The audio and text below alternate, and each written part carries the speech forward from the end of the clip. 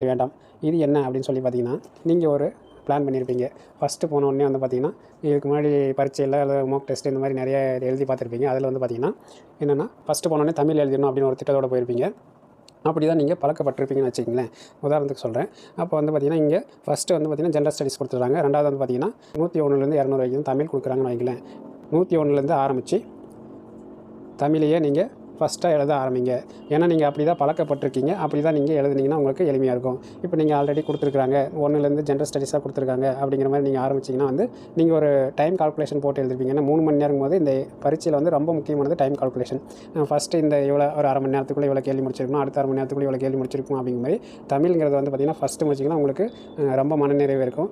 என்னோட அனுபவத்தில சொல்றேன். ஃபஸ்ட்டு தமிழ வந்து முடிச்சிருங்க. ரொம்ப மனநிறைவா இருக்கும். அடுத்ததுக்கு வந்து போயிடலாம். ஜெனரல் ஸ்டடீஸுக்கு அப்படிங்கிற மாரி. நீங்க வந்து உங்களுக்கு எப்படி பழக்கப்பட்டிருக்கீங்களோ, அதன்படியே நீங்க செயல்படுங்க. திடீர்னு ஒரு இந்த 3 மணி நேரத்தில புதுசா ட்ரை பண்ணுறேன் அப்படின்னு வந்து முயற்சி எடுக்காதீங்க. ஏற்கனவே பல முறை பயிற்சி பண்ண முறைகளையே வந்து தொடருங்க அப்படின்னு நானு முக்கியமா சொல்றேன்.